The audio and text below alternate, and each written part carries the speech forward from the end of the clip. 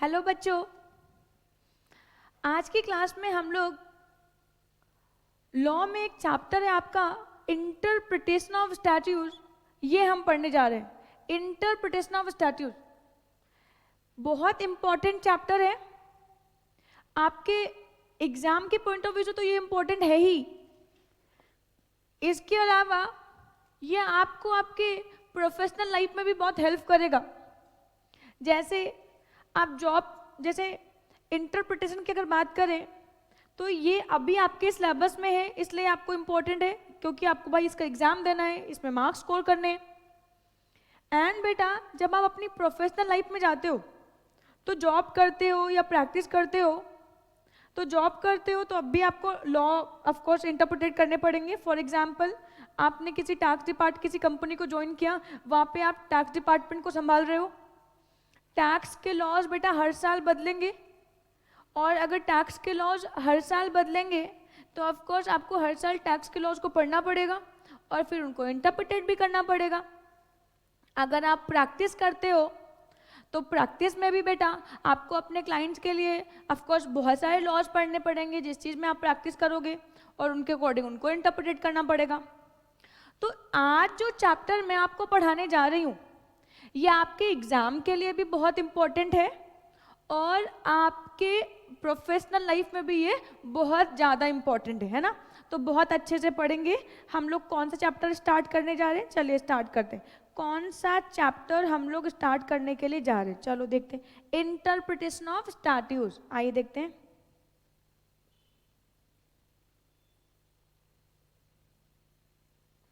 अच्छा मैम दिखाओ तो हमें।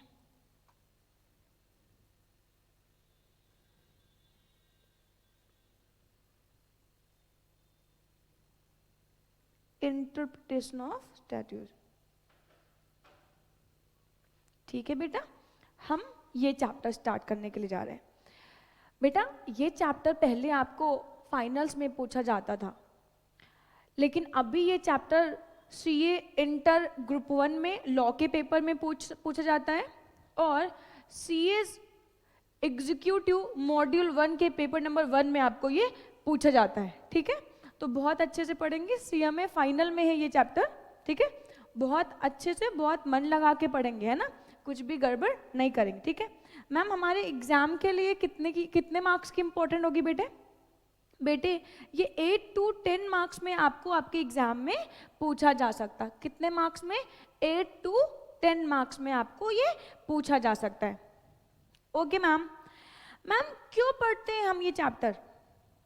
ओके, और ये है क्या, कौन सा एक्ट है ये? सबसे पहले आपको बता दूं बेटा, इंटरप्रिटेशन ऑफ स्टैट्यूट्स ये कोई एक्ट नहीं है बेटे, ये कोई एक्ट नहीं है बेटे, ये रूल्स हैं। मैम किस चीज़ के रूल्स हैं? बेटे लॉ को समझने के रूल्स लिखे हुए हैं। लॉ को कैसे पढ़ेंगे इस चीज़ के रूल्स आपको इस चैप्टर में बताए जाएंगे। ठीक है, ओके मैम, क्यों पढ़ रहे हैं हम ये चैप्टर? क्या प्रॉब्लम आ जाती है जो हमें ये चैप्टर पढ़ना पड़ रहा है, या क्या इस चैप्टर का ऑब्जेक्टिव क्या है, हम क्यों पढ़ रहे हैं भाई इस चैप्टर को, इसमें हमें क्या समझना है? आइए सर बात करते हैं, एक छोटे से एग्जाम्पल से बात करते हैं कि ये चैप्टर हमारे लिए कितना इम्पोर्टेंट है। ठीक है, एक छोटे से एग्जाम्पल से बात करते हैं, आपके बहुत सारे क्वेश्चंस के आंसर मिल जाएंगे कि ये चैप्टर क्यों आया, हम इस चैप्टर को क्यों पढ़ते हैं ना। चलिए सर स्टार्ट करते हैं। ओके, मैंने बेटा इस ग्लास में, ये देखिए आपको ये ग्लास दिख रहा है बेटा, जल्दी से बताओ ये क्या है, ये कैसा ग्लास है? कुछ बच्चे सोच रहे मैम ये इसमें आधा ग्लास पानी है, ये आधा भरा हुआ ग्लास है। कुछ बच्चे कह रहे हैं मैम ये आधा खाली ग्लास है। कुछ बच्चे कह रहे हैं ये आधा भरा हुआ ग्लास है। कुछ बच्चे कह रहे हैं ये आधा खाली ग्लास है। जरा समझिएगा ध्यान से, ये मैंने ग्लास ऑफ वाटर लिया और कुछ बच्चे कह रहे हैं कि ये आधा खाली ग्लास है, कुछ बच्चे कह रहे हैं ये आधा भरा हुआ ग्लास है। मतलब इस ग्लास पे कुछ लोगों ने इसको देख के कोई बात कही, और इस ग्लास पे कुछ लोगों ने कोई बात कही। ठीक है, अब जरा समझिएगा ध्यान से बेटा, हमारे कॉन्स्टिट्यूशन में 3 बॉडीज को फॉर्म किया गया है। एक लेजिस्लेचर बॉडी, एक एग्जीक्यूटरी बॉडी और एक कौन सी, जुडिशरी बॉडी। कौन कौन सी बॉडी जरा बताएंगे, फिर पहले जल्दी से बताएंगे कौन कौन सी बॉडीज।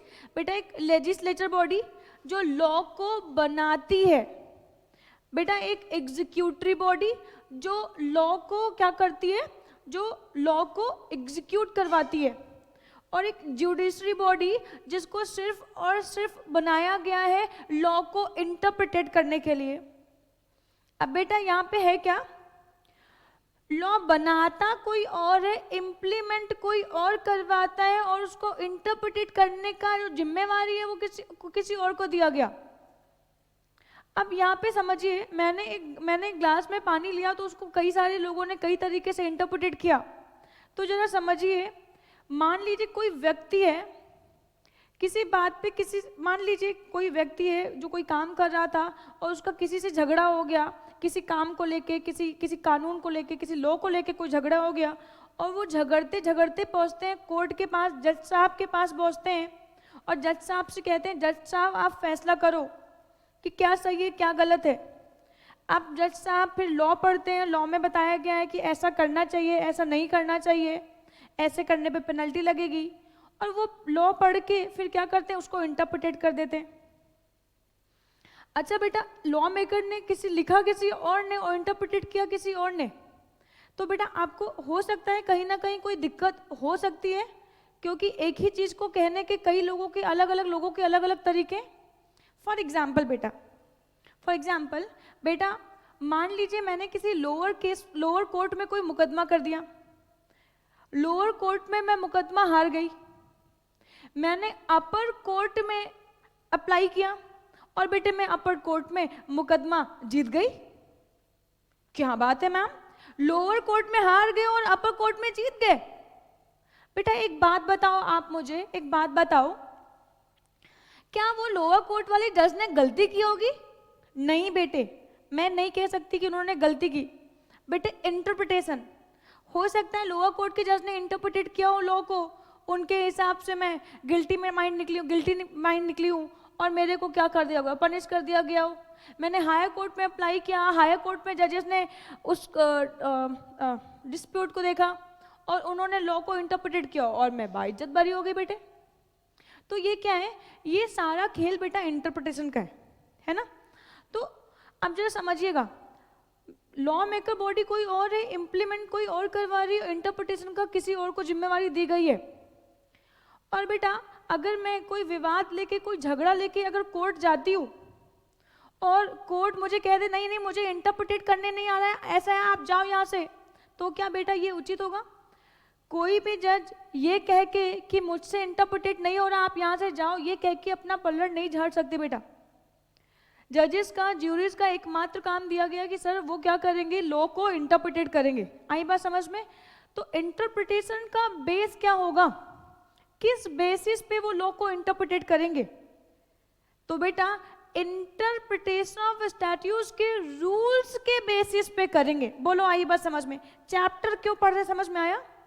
जो जजेस जो लॉ को इंटरप्रिटेट कर रहे हैं वो किस बेसिस पे करेंगे, क्या बेस बना के करेंगे? बेटा वो इस चैप्टर को बेस बना के, इंटरप्रिटेशन ऑफ स्टैट्यूट्स के रूल्स को बेस बना के क्या करेंगे, इस चैप्टर को, इस कोई भी डिस्प्यूट को क्या करेंगे, कोई भी लॉ को क्या करेंगे, इंटरप्रिटेट करेंगे। ठीक है, किसी भी लॉ को, किसी भी जजेस को अगर इंटरप्रिटेट करना है तो इंटरप्रिटेट करने के लिए हम इन रूल्स का सहारा लेंगे। बोलो इतनी बातें आती समझ में? ठीक है, चलिए अच्छा कुछ और एग्जाम्पल ले लेते हैं कि क्यों आवश्यक है या कहाँ पे कॉन्फ्लिक्शन आई, कहाँ पे प्रॉब्लम आई, किन वजह से और हम पढ़ते हैं इंटरप्रिटेशन। बेटा जरा समझिएगा, एक एग्जाम्पल मैं लेती हूँ। ठीक है, एक एग्जाम्पल मैं लेती हूँ बेटा। ठीक है, किसी लॉ में, किसी भी लॉ में मान लो, किसी भी लॉ में लिखा हुआ है, किसी भी लॉ में लिखा हुआ है कि मान लो कोई भी बॉडी है, चलो यही एग्जाम्पल लेते हैं, किसी भी लॉ में लिखा है कि बॉडी या कोई भी बॉडी में मेंटेन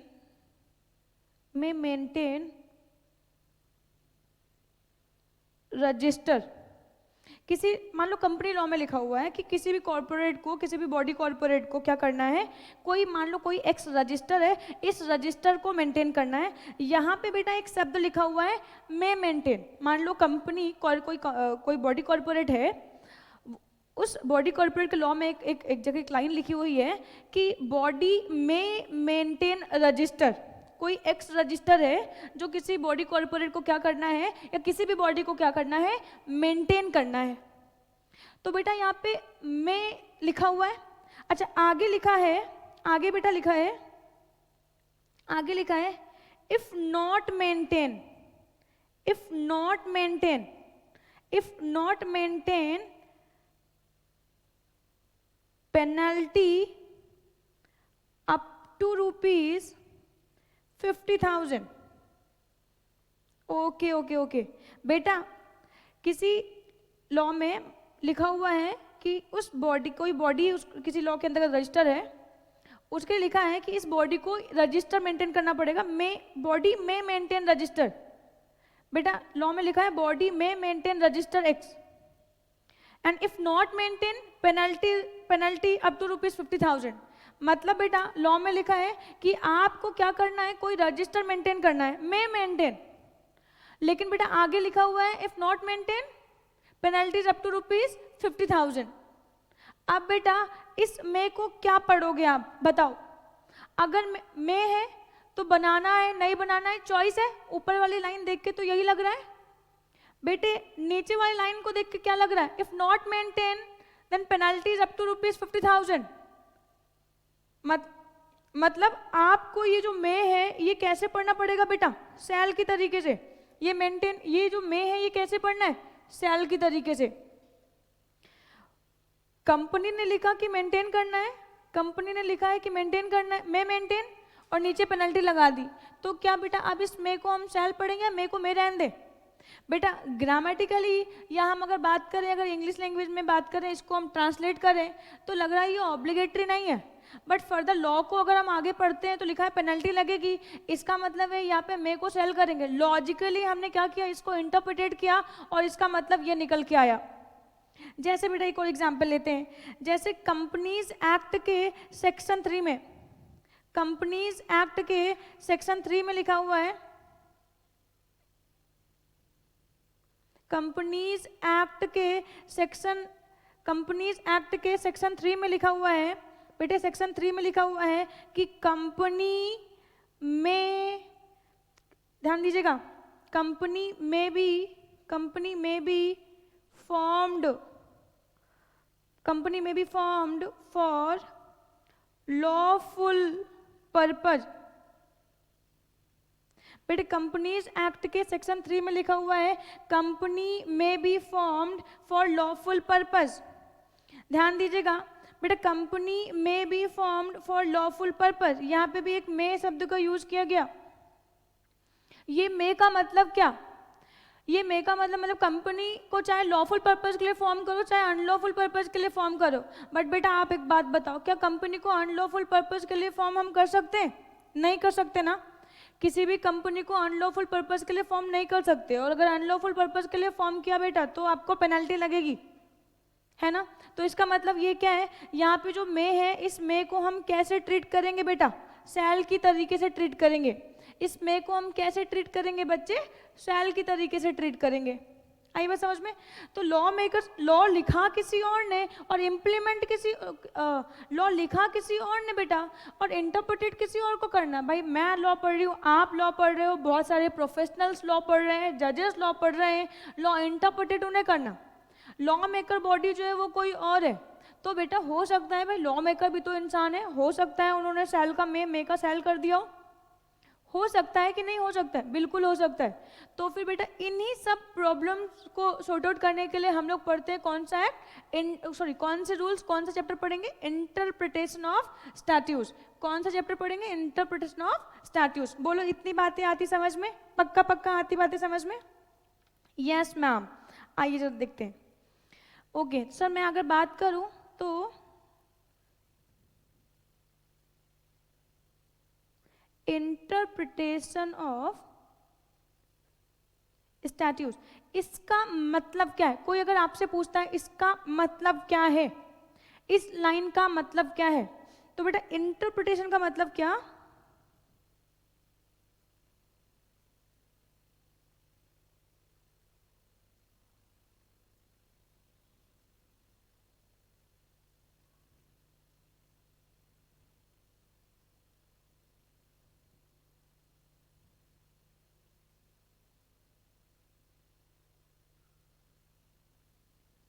समझिए सो ध्यान से बेटा, इंटरप्रिटेशन का मतलब होता है टू डिस्कवर, समझना है ना, टू डिस्कवर और कंस्ट्रक्ट द मीनिंग ऑफ, ठीक है, टू डिस्कवर और कंस्ट्रक्ट। समझिएगा बेटा ध्यान से।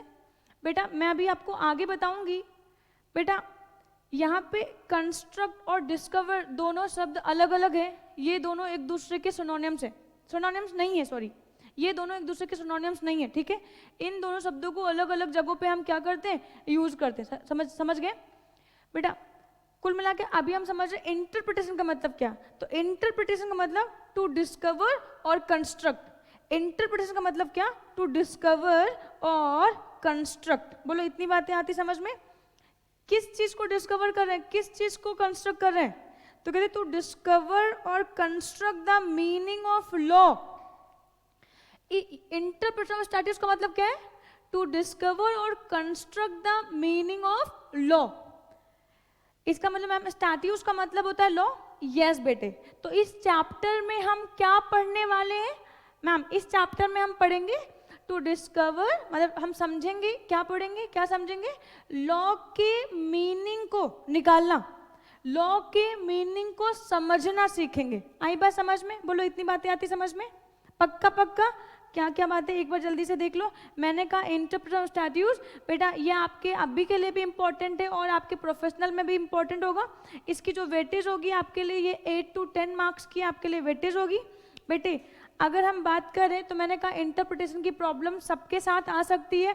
ऐसा नहीं है कि कोई एकदम परफेक्ट इंटरप्रिटेटर है, उसने लॉ पढ़ लिया, इंटरप्रिटेशन के रूल सीख लिए। नहीं बेटे, अलग अलग समय पे हम अलग अलग तरीके, जैसे जैसे लॉ, जैसे जैसे हम बेटा आगे बढ़ते जाएंगे, लॉ के मीनिंग्स भी क्या होते जाएंगे और बढ़ते जाएंगे। आई बात समझ में? तो बेटे इन्हीं सब चीजों को समझने के लिए हम पढ़ते हैं इंटरप्रिटेशन ऑफ स्टैट्यूज। बोलो इतनी बातें आती समझ में? पक्का पक्का? तो सर आइए आपकी बुक पे बात करते हैं। ओके आइए समझिएगा प्लीज ध्यान से सर। आइए, मीनिंग ऑफ स्टैट्यूज बेटा आपको पता चला, इंटरप्रिटेशन का मतलब समझना, स्टैट्यूज का मतलब क्या? लॉ। ठीक है, बहुत अच्छे समझेंगे। आइए देखते हैं सर मीनिंग ऑफ स्टैट्यूज। आइए, तो अब मैंने समझा दिया, आप एक बार बुक से पढ़ते हैं। पक्का पक्का? यस मैम पक्का। A statutes has been as the written will of the legislature. Written will of the legislature बेटा, ये स्टैट्यूज क्या होता है? Written will of the legislature. Ma'am इसका मतलब क्या है? Written will of the legislature.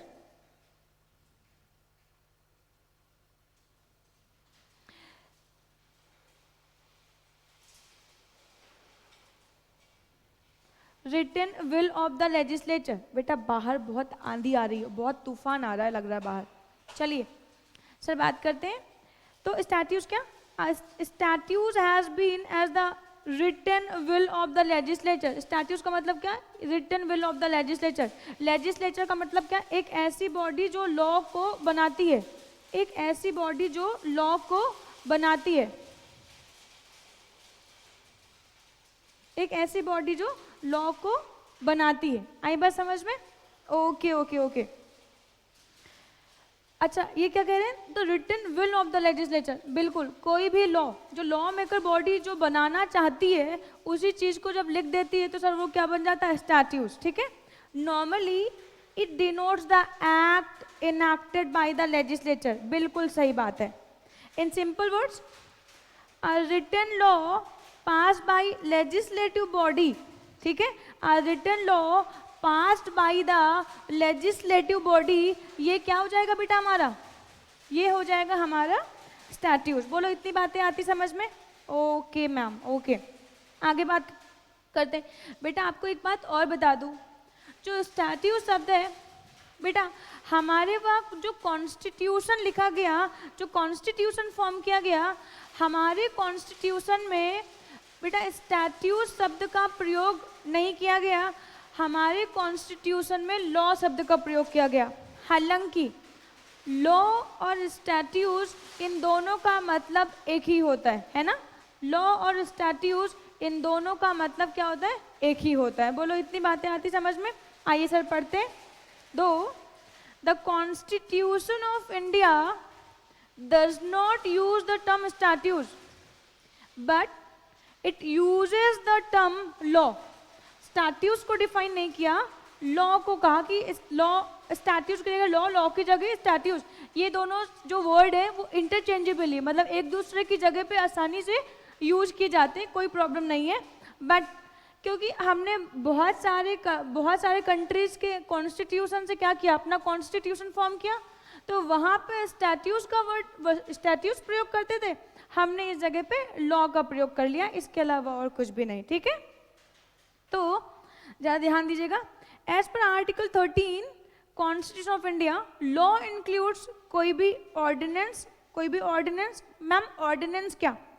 बेटे जब पार्लियामेंट सेशन में नहीं होती है, जब पार्लियामेंट को रन कराना पॉसिबल नहीं होता, जब पार्लियामेंट हम नहीं चला सकते, खोल सकते हैं, तो उस केस में क्या होता है बेटा, हमारे पास प्रेसिडेंट या गवर्नर के पास पावर होती है कि वो क्या कर सकते हैं, लॉ बना सकते हैं। जैसे अभी लॉकडाउन चल रहा है, आप लोगों को भी पता है, तो ये लॉकडाउन पीरियड में अभी बहुत डॉक्टर्स पे बहुत हमले हो रहे थे ना, डॉक्टर्स पे, नर्सेस पे या पुलिस पे बहुत सारे हमले हो रहे थे, है ना। तो जिनकी वजह से क्या हुआ, हम एक दिन अभी आपने सुना होगा लॉ पास हो गया, लॉ पास हो गया, अब कोई डॉक्टर को नहीं मार पाएगा, अब कोई हमला नहीं कर पाएगा वरना उसको जेल हो जाएगी। तो ये क्या है, तो पार्लियामेंट तो थी नहीं भाई, कोरोना वायरस की वजह से पूरा का पूरा जो विश्व है वो बंद पड़ा है। तो इस केस में हमारे वहाँ पे भी बेटा यहाँ पे क्या कर दिया गया, एक ऑर्डिनेंस पास कर दिया गया। ऑर्डिनेंस, प्रेसिडेंट और गवर्नर को ऑर्डिनेंस पास करने की पावर होती है, जिसके बेसिस पे वो क्या कर सकते हैं, लॉ को बना सकते हैं। ठीक है, तो लॉ का मतलब क्या, लॉ का मतलब कोई भी ऑर्डिनेंस, कोई भी ऑर्डर।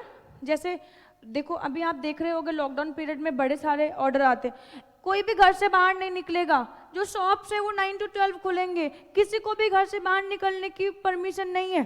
तो ये गवर्नमेंट से ऑर्डर आ गए। ठीक है, गवर्नमेंट ने कुछ लॉज बता दिए आपको और उनको आपको क्या करना है, फॉलो करना है। कोई रूल आ गए, जैसे रूल्स क्या है, जिनको भी घर से बाहर निकलना है वो पास लेके निकलेंगे, बिना पास के कोई घर से बाहर नहीं निकलेगा।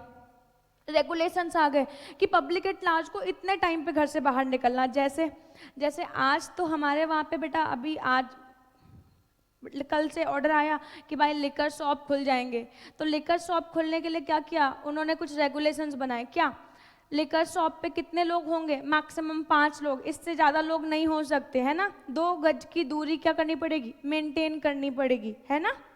कोई भी नोटिफिकेशन जो गवर्नमेंट ने कहा कि अब इस तरीके से काम करना है ना। कस्टम और यूसेज, कस्टम और यूसेज का मतलब जैसे कि बेटा हम अपने रोज़मर्रा की ज़िंदगी में जिस तरीके से काम कर सकते हैं ना। जैसे एक लॉ आया कि जो ऑफिसेज हैं वो, कोई भी निजी संस्थान वो सुबह 7 से शाम 7 तक खुलेंगे, कोई भी ऑफिसेज 7 से 7 तक खोल सकते हैं। हाँ, अगर उसके अलावा अगर आपकी स्वेच्छा है, आपकी चॉइस है तो आप खोलो, है ना। Custom, usage made by legislature, ये सभी की सभी क्या चीजें होती हैं बेटा, ये लॉ का पार्ट होते हैं, स्टैट्यूट्स माने जाते हैं। बोलो इतनी बातें आती समझ में। तो इंटरप्रिटेशन का मतलब समझ में आया बेटा कि लॉ को समझना, ठीक है, लॉ को समझना, ठीक है। और स्टैट्यूट्स का मतलब क्या, लॉ, है ना। स्टैट्यूट्स का मतलब क्या, तो लॉ।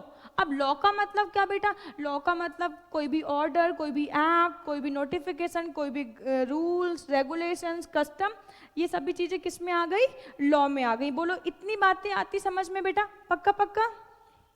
Yes ma'am. आगे बढ़ते बेटा, अब बात करते हैं meaning of interpretation. Okay ma'am. Interpretation is the process of establishing the true meaning of the words. बिल्कुल सही बात बेटा। इंटरप्रिटेशन एक प्रोसेस है जिसके थ्रू हम लॉ की ट्रू मीनिंग को क्या करते हैं, ढूंढते हैं। क्योंकि भाई लॉ मेकर ने लॉ लिखा, उसका क्या मीनिंग होगा, क्या हो सकता है। तो अलग अलग जगहों पे एक ही सब चीज को कई बार अलग अलग तरीकों से क्या किया जाता है, इंटरप्रिटेट किया जाता है। तो इंटरप्रिटेशन क्या है, interpretation is the process of establishing the true meaning of the word. बोलो इतनी बातें आती समझ में, पक्का पक्का? Yes ma'am.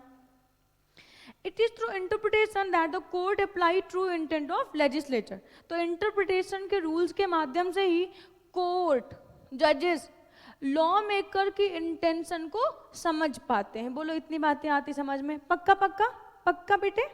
अच्छा, need and object of interpretation. Ma'am क्या आवश्यकता पड़ गई? बेटे आवश्यकता तो मैंने अभी आपको कुछ एग्जाम्पल्स के माध्यम से बता दिया, ठीक है, कि आवश्यकता क्या क्यों पड़ गई।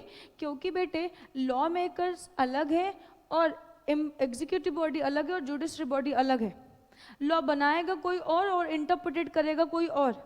तो फिर बेटा इंटरप्रिटेट कोई और करेगा तो हो सकता है कि फॉर एग्जाम्पल, एक और एग्जाम्पल लेते हैं। तो नीड पे अगर हम बात कर ही रहे हैं तो एक एग्जाम्पल ले लेते हैं। बेटा मुझे एक बात बताओ, क्या आपके दोस्तों से आपके घर में कभी बेटा मतभेद हुआ होगा? कभी होता है बेटा मतभेद आपके घर में? हाँ मैम हो तो जाता है कभी कभी। क्या मतभेद होता है? मान लो मम्मी या पापा आपसे किसी बात पे गुस्सा हो गए, आपने कोई बात कह दी, वो गुस्सा हो गए, तो आप उनसे बोलते हो नहीं मम्मा मेरे कहने का मतलब ये नहीं था, मेरे कहने का मतलब ये था। आप कहते हो या नहीं कहते हो बेटा? आपके दोस्तों में भी कई बार ऐसा होता है, आप कोई बात कह देते हो और आपके दोस्त को बुरी लग जाती है और आपका दोस्त बोलता है वही चल अब तेरे से बात ना करनी मेरे को। तो आप अपने दोस्त को बोलते हो नहीं दोस्त यार सुन, मेरे कहने का मतलब ये नहीं था, मेरे कहने का मतलब तो ये था यार।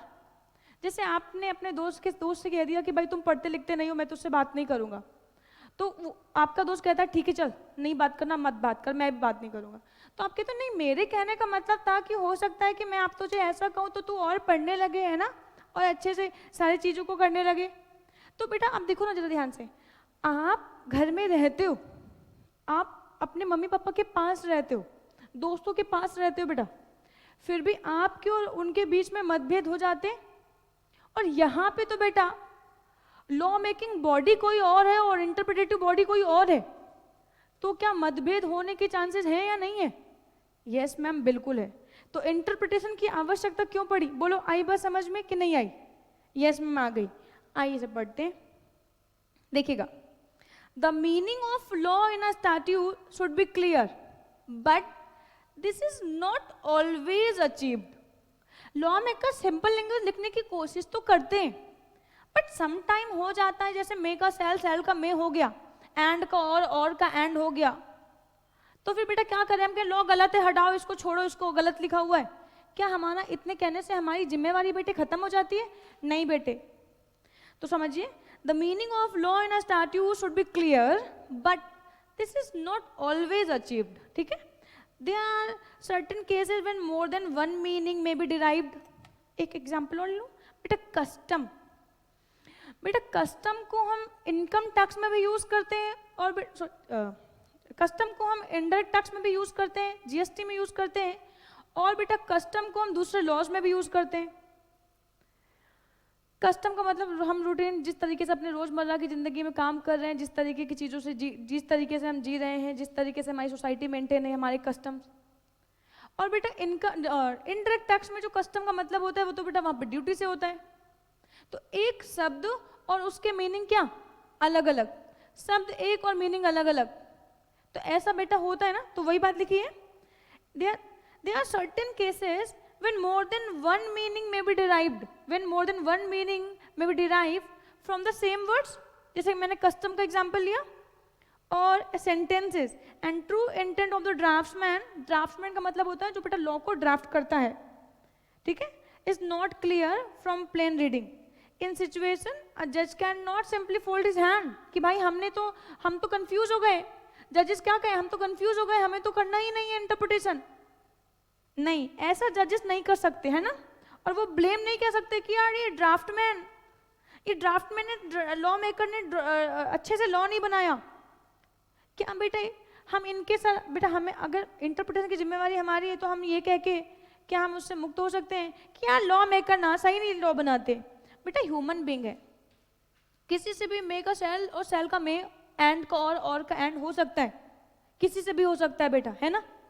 तो अब इसमें हम अपनी जिम्मेवारियों को निभाएंगे, जजेस अपनी जिम्मेवारियों को निभाएंगे और लॉ को इंटरप्रिटेट करेंगे। इंटरप्रिटेशन ऑफ स्टैट्यूज के रूल्स की, नियमों की मदद से हम क्या करेंगे, उस लॉ को इंटरप्रिटेट करेंगे। बोलो इतनी बातें आती समझ में? Yes ma'am. It is therefore necessary to interpret the statute to find out the real intention of statutes or the lawmaker। तो interpretation of statutes हम क्यों पढ़ते हैं, क्यों रूल्स पढ़ते हैं बेटा? लॉ मेकर ने लॉ में क्या लिखा है और इस बात का मतलब क्या है।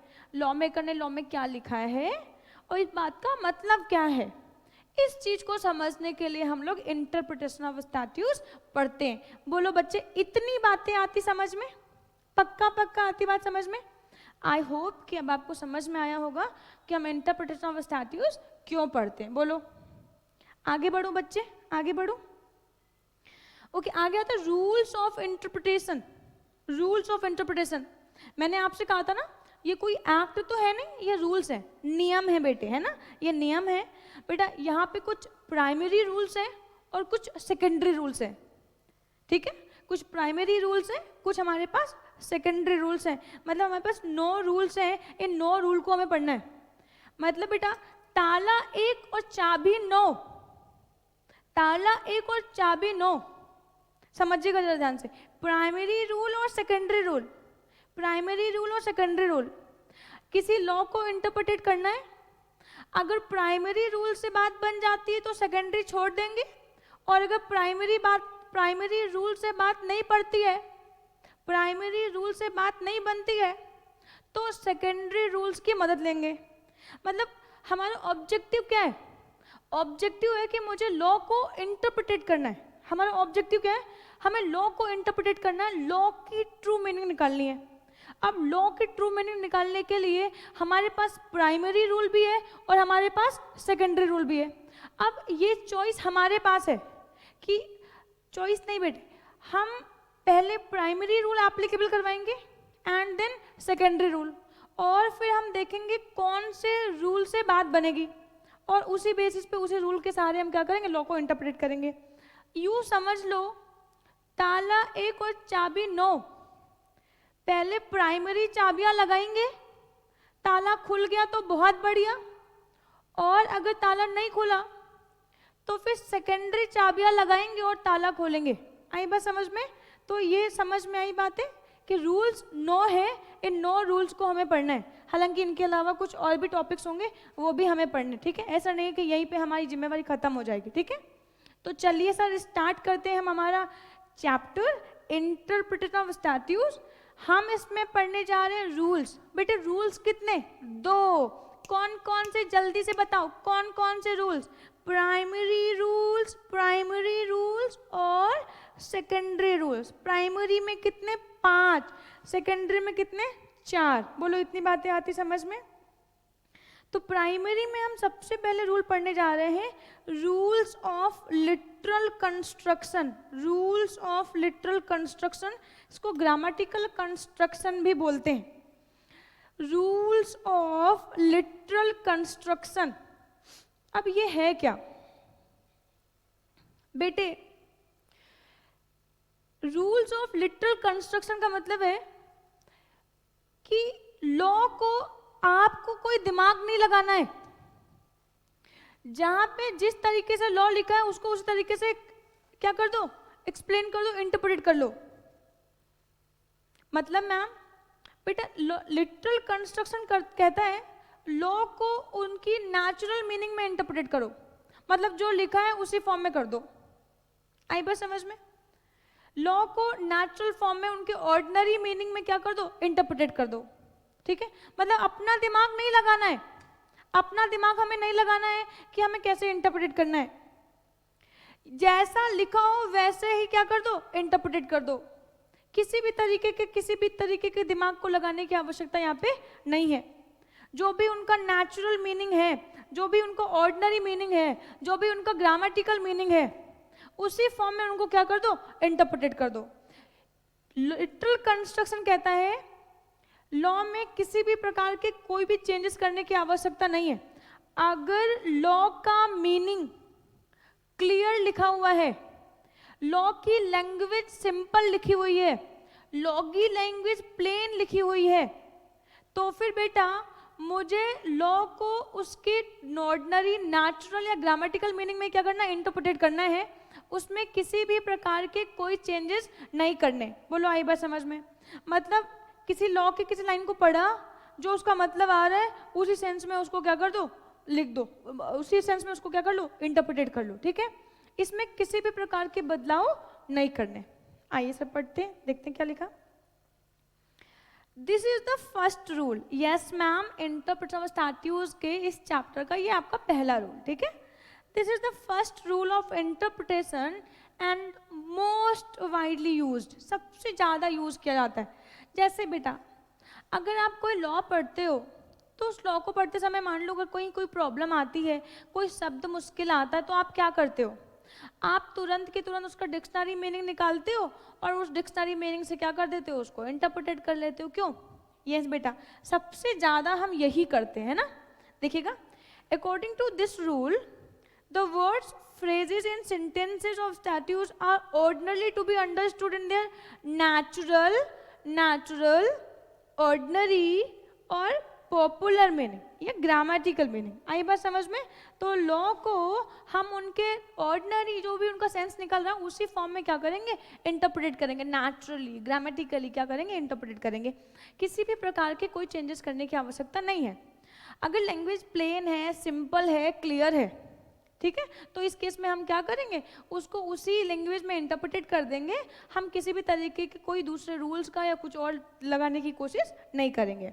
देखिएगा, in other words the statute should be understood in ordinary, मतलब किसी शब्द का जो भी उसका ऑर्डिनरी मीनिंग निकल के आ रहा है उसी फॉर्म में उसको क्या करना है, इंटरप्रेट करना है। नेचुरल एंड ग्रामेटिकल मीनिंग, ठीक है, जिस सेंस में उसका सिंपल लैंग्वेज लिखी हुई है, जो भी उसका हिंदी मतलब आ रहा है आप उसमें क्या कर लो, उसको इंटरप्रेट कर लो। यहाँ पे किसी तरीके के किसी थ्योरी या किसी चीज़ के लगाने की आवश्यकता यहाँ पे नहीं है। डिक्शनरी और technical meaning should be given and only if the statutes provide so, otherwise ordinary और popular meaning should be given. इसका मतलब क्या बेटे, अगर आप कोई एक्ट पढ़ रहे हो तो उस एक्ट की अगर लैंग्वेज सिंपल है तो जनरली हम उसका अनुवाद कर लेते हैं, ट्रांसलेशन कर लेते हैं और हम उसको समझ लेते हैं। अगर किसी शब्द का मतलब स्पेसिफिकली वहाँ पे दिया, जैसे बहुत सारे एक्ट मैंने आपको पढ़ाए, वहाँ पे आपको दिया नेमली, कि एक शब्द के बहुत सारे मतलब हैं बट ऊपर लिखा है नेमली और नीचे लिखी 4 चीज़ें, तो वही 4 चीज़ें इंक्लूड करेंगे, है ना। तो ये क्या है बेटा, ये क्या है, ये है कि अगर स्पेसिफिकली कहा गया कि इस शब्द को ऐसे डिफाइन करो तो वैसे कर देंगे, अदरवाइज उसका जो नेचुरल मीनिंग है, ऑर्डिनरी मीनिंग है, वही निकाल देंगे। बोलो आई बात समझ में? पक्का पक्का। एप्लीकेबिलिटी ऑफ दिस रूल, ये रूल कहाँ कहाँ पे एप्लीकेबल होता है, कहाँ कहाँ पे ये रूल एप्लीकेबल होता है, जरा देखिएगा। The rule will apply when words are clear, जहाँ पे वर्ड्स क्लियर हैं तो वहाँ पे कौन सा रूल लगा दो, literal construction.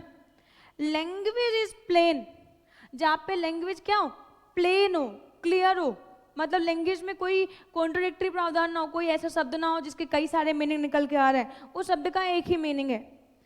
Meaning is unambiguous, बेटा जहाँ पे मीनिंग बिल्कुल क्लियर है, एक शब्द का एक मीनिंग है, एक सेंटेंस का एक मीनिंग है और यहाँ पे हम आसानी से इसको एप्लीकेबल करा सकते हैं, वहाँ पे हम लोग क्या करेंगे, लिटरल कंस्ट्रक्शन का यूज करेंगे। बोलो इतनी बात आती समझ में? पक्का पक्का बेटा। आगे बढ़ूँ मैं।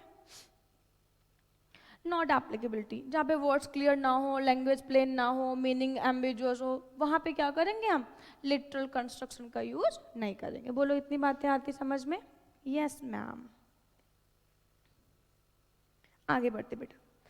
अब बेटे हम अब बात करते हैं हमारे सेकंड रूल की, जिसका मतलब है rules of reasonable construction. Rules of reasonable construction, rules of reasonable construction, ये क्या है बेटा?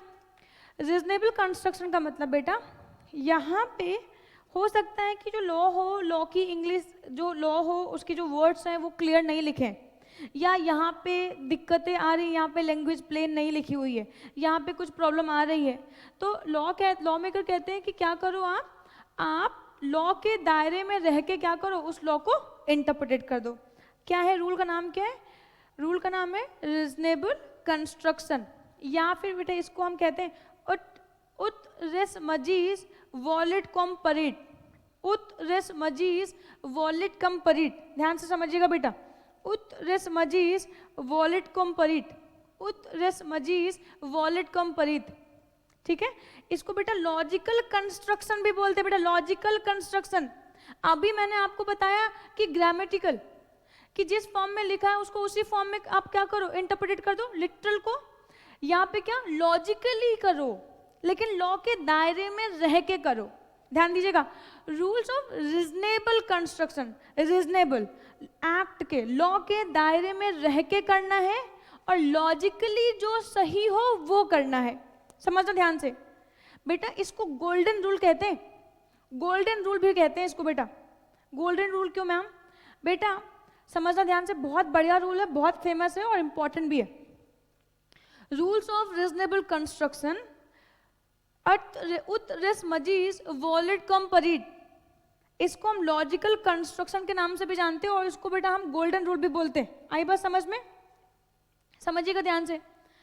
ये रूल कहता है कि देखो किसी भी लॉ को अगर आपको इंटरप्रेट करना है तो फिर बेटा उसको, अगर उसका हो सकता है यहाँ पे लैंग्वेज क्लियर ना हो, यहाँ पे आपको कोई दिक्कत आए, तो लॉ कहता है उस लॉ के, उस एक्ट के दायरे में रह के जो भी उसका लॉजिकल मीनिंग निकल के आए, उस लॉजिकल मीनिंग के बेसिस पे आप क्या करोगे, इस लॉ को इंटरप्रेट करोगे, उस लॉ को इंटरप्रेट करोगे।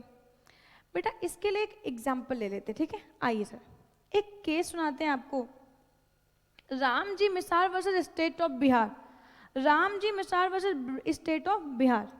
बेटा हमारे पास एक एक्ट पास है, prohibition of offenders act 1958, prohibition of offender act 1958 पास है बेटा। जरा समझिएगा ध्यान से, इस लॉ को समझते बहुत मजा आएगी आपको, समझिएगा ध्यान से बेटा। इस एक्ट में लिखा हुआ है, इस एक्ट में लिखा हुआ है कि कोई भी व्यक्ति जो 18 साल की उम्र से ज़्यादा है, मतलब 18 से ज़्यादा है, 18 प्लस है, किसी भी व्यक्ति की उम्र यदि 18 साल से ऊपर है और 21 साल से कम है, ठीक है, तो इस केस में हम क्या करेंगे बेटा, अगर इस केस में उसने कोई ऑफेंसेस किए तो बेटा इन ऑफेंसेस के लिए हम क्या करेंगे, उसको पनिश तो जरूर करेंगे, क्योंकि 18 साल का हो गया ना, पनिश तो जरूर करेंगे, लेकिन बेटे उसको जेल नहीं भेजेंगे। समझना ध्यान से, बहुत ध्यान से। इस केस में कहा गया, इस एक्ट में कहा गया यदि कोई व्यक्ति 18 से ऊपर है तो हम उसको पनिश जरूर करेंगे, लेकिन अगर 21 से कम है तो हम उसको जेल नहीं भेजेंगे, हम उसको प्रोबेशन के अंतर्गत भेज देंगे और वहाँ पे ही उसको सुधारा जाएगा, वहीं पे उसकी टेक केयर की जाएगी, वहीं पे उससे काम कराया जाएगा, है ना, उस तरीके, जिस तरीके से लॉ मेकर्स ने पेनल्टी डिसाइड की होगी वैसे मिलेगी, लेकिन जेल नहीं भेजेंगे। बेटे जेल ना भेजने के पीछे कारण क्या था कि यदि कोई व्यक्ति है वो 21 साल से कम का है, यदि कोई व्यक्ति है वो 21 साल से कम का है और उसने कोई ऑफेंस किया जिसके लिए उसको पनिश किया गया, बेटा अगर हम उसको जेल भेज देंगे तो जेल में तो खूंखार कैदी होते बेटा, उन कैदियों के बीच में रह के तो बेटे वो और बड़ा कैदी बन जाएगा। तो लॉ ने कहा हम इसको जेल नहीं भेजेंगे। जेल ना भेजने के पीछे कारण क्या था, कोई व्यक्ति जो अभी 21 साल का है उसका मानसिक संतुलन उतना अच्छा, इतना स्ट्रांग नहीं होता है, और अगर हमने उसको कैदियों के बीच में भेज दिया तो फिर बेटा जो कैदी है उनके बीच में रह के वो भी क्या बन जाएगा, एक खूंखार कैदी बन जाएगा या एक क्रिमिनल बन जाएगा। तो उसको प्रोबेशन में भेजने का क्या कर लिया इन लोगों ने, डिसीजन ले लिया। अब बेटा यहाँ पे हुआ क्या, एक व्यक्ति जिसने कोई ऑफेंस किया वो अभी 21 साल से कम का था, उसके ऊपर बेटा मुकदमा चला, और जब मुकदमे का रिजल्ट आया, जब मुकदमे पे डिसीजन आया कोर्ट का, तो फिर बेटा वहाँ पे कोर्ट ने कहा, मुकदमे का जब डिसीजन आया तो कोर्ट ने उसको पनिश किया और उसको इम्प्रिजनमेंट की सजा दी। अब बेटा क्या उसको जेल भेज दिया जाए? अच्छा, जिस टाइम पे डिसीजन आया उस टाइम पे वो व्यक्ति 21 प्लस हो गया, मान लो 22-23 साल का हो गया। अब बेटा उसको कहाँ भेजा जाए, जेल में भेजा जाए या जेल में ना भेजा जाए? जजेस के सामने ये एक समस्या आ गई कि इसको जेल भेजा जाए या इसको प्रोबेशन में भेजा जाए, क्योंकि जो इसने ऑफेंस किया था वो 21 के बिलो किया था और अभी ये क्या हो गया, अब ये 21 के एबव हो गया, तो इसको जेल भेजा जाए या ना भेजा जाए? तो इस केस में लॉ मेकर, जो जजेस थे, जजेस ने लॉ मेकर्स की इंटेंशन देखी कि लॉ मेकर्स ने क्यों लिखा था इस लॉ को। लॉ मेकर्स ने इस लॉ को लिखा था ताकि जो व्यक्ति 18 साल 21 साल से कम है उनको कैदियों के बीच में न रखा जाए, और अब तो कोई व्यक्ति अगर 21 साल से ऊपर हो गया है तो फिर हम क्या करेंगे, हम उसे जेल भेजेंगे ना कि प्रोबेशन भेजेंगे। ठीक है, तो यहाँ पे बेटा, यहाँ पे देखिएगा ध्यान से पढ़िएगा, तो उसको जेल भेज दिया गया। अब जरा पढ़िएगा ये लॉ पढ़िएगा। The case relates to interpretation of statutes of section 6 of the Prohibition of Offenders Act 1958. The aforesaid section states that the offender below 21 years of age is entitled to get the benefit of this act. जो 21 साल से कम है वो इस act के benefit लेंगे। He will not be sent to the jail, but sent to the probation officer who is appointed to supervise the offenders who kept on the probation and not in the jail. Avoid recommitting of offences, वही कि एक अपराधी criminal ना बन जाए। The question raise in the front of honourable supreme court was the age had to be determine with respect to the date of offence और the date of sentence. यहाँ पे तो दिक्कत आ गई भाई, तो जजमेंट क्या आया जरा देखिएगा। The Supreme Court laid down that the interpreted the date to determine the age of offender, the object of the act has to be considered। Object क्या